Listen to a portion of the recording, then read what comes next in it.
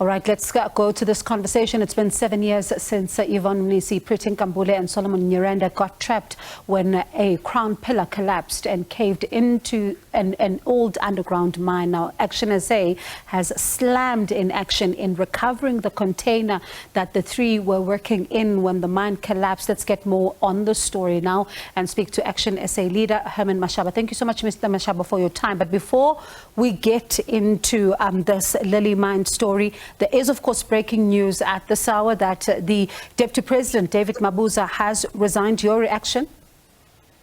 Well, good evening, and thank you so much for giving me the opportunity. Unfortunately, David Mabuza's resignation is not going to mean anything to South Africans, because it's still going to be the old same people who've over the last 29 years destroyed our country. So I think his resignation obviously was expected for Paul Mashatile to take over. But these are the very same people, as I said, over the last 29 years, they have led to even right now, I mean, in the Lily mine in Barberton, this is the very same people who for now 7 years tomorrow are responsible for the collapse of that container. They are responsible for denying the families an opportunity to really have a decent retrieval of their family members so that they can be given a proper burial. So I think it's not going to mean anything.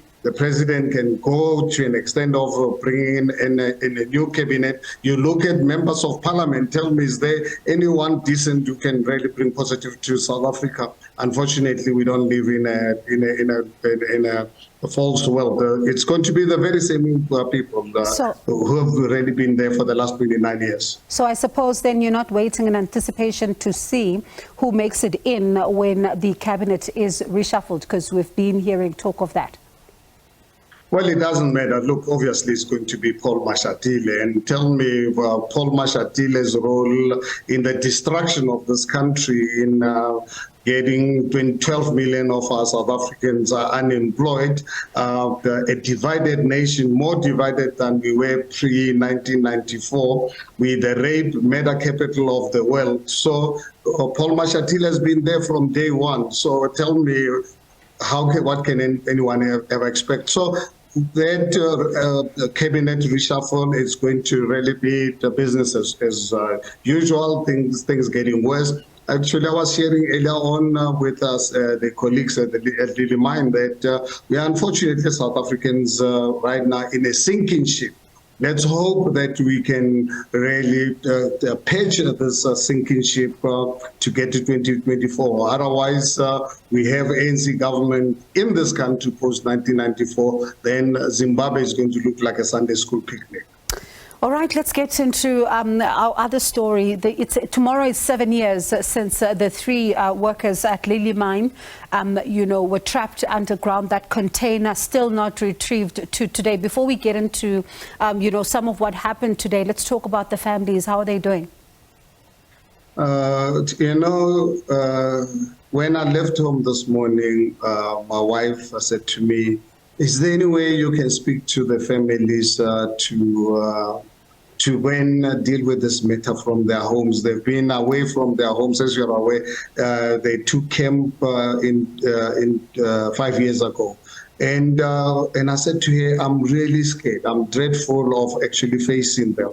And I had to face them. I had no option. It's painful, it's hurtful, knowing very well that it is our government that's actually responsible for this. They lied to them at the time that that container cannot really be retrieved. In 2020, when the families approached me over the phone from Johannesburg, I listened to them. Something didn't make sense, and I canceled my appointment, all my appointments. I had to drive to come here in Barberton. And listening to the family under a tree, and you break. And I said to them, let me tell you something. Something doesn't make sense to me. Let me get you to some of the top lawyers in the country to get to the bottom of this.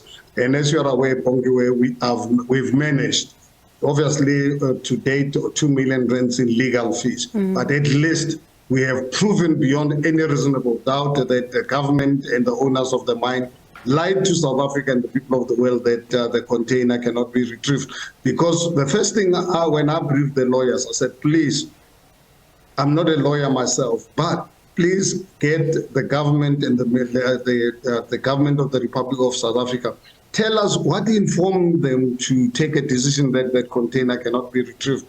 You know, it had to take us to take them to court to come out with giving us papers which could not prove anything. Ultimately, they admitted.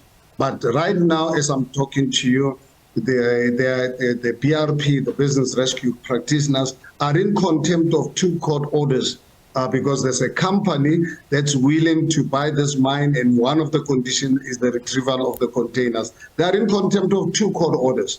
And we're asking the South African government, who are the owners of the mineral rights in this country, because every time when we engage them, they want to tell us, like we fools, that they have no authority over this matter. This is a private matter. This can't be a private matter when 3 South Africans went in the belly of the earth 7 years ago, and you're still telling us about the owners of the mine who the business is under business rescue. You can see this business rescue practitioners are part of this network of hiding the truth and actually making it difficult for that container to be retrieved. So then, in light of all of that, are the families still confident that they'll be able to get this container above ground at some point?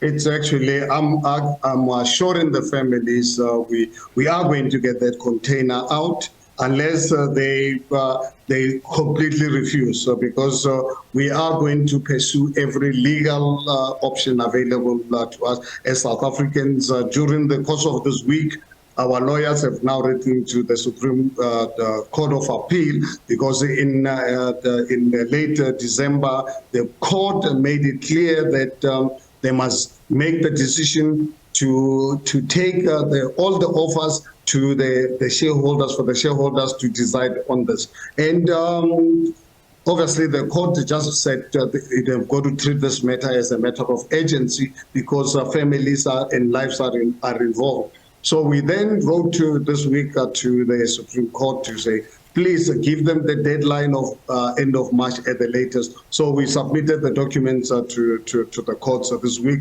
So we are going to push every available plug in ensuring that that container gets retrieved, because they've got nothing to really hold on to right now except the protection of the South African government, the Department of Minerals and Energy, and the Gwedemantashe. Every time you engage him, he ignores you as if, you know what, he's treating this matter like someone just stole your cell phone and it's like you're wasting his time. In the meantime, 3 family members just really went down the belly of the earth with, one of them leaving a child at 5 months old. Now, can imagine 7 years old. Every time the families relate to you what they've gone through. One of the family members had to drop out of University of Johannesburg because he could not, that's a brother to Prettu. He could not obviously really take it. So, meeting these people, obviously we had a prayer session with them earlier on. Tomorrow morning at 7:30 until 12 o'clock, I'm going to be with them. I've managed to get the court ordered for them to open their mine for us to have a prayer session inside the mine where the container went down. So we are going to push everything possible until such time that the ANC government can have the heart and have the empathy. And what is actually quite strange for me is, why is the ANC government so determined to hide this? Why are they participant in a private matter like this?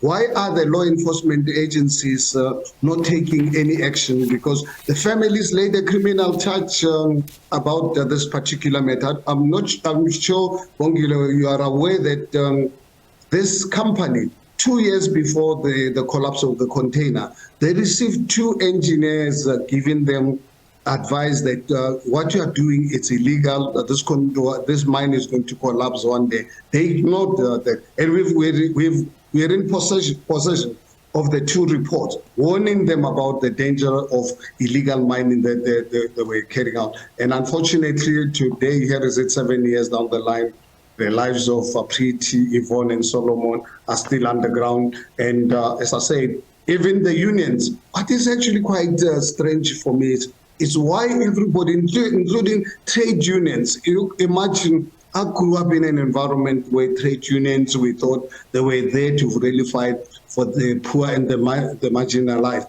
The South African Communist Party, which claims to be the vanguard of the poor, they are the ones who are participating in this evil deed, where it looks like for them, poor black lives don't mean anything to them. All right, Ntate Mashaba, thank you so much for your time. And let's see then what happens tomorrow, as the families, of course, will have yet another emotional day as they mark 7 years now. And these are families that are still waiting for that container at Lily Mine to then be retrieved. They've been camping there. It's been a long wait to see if this container does come above ground at some point. And if you followed the story, you'll see just how difficult it's been for these families. And that's Action SA leader Herman Mashaba.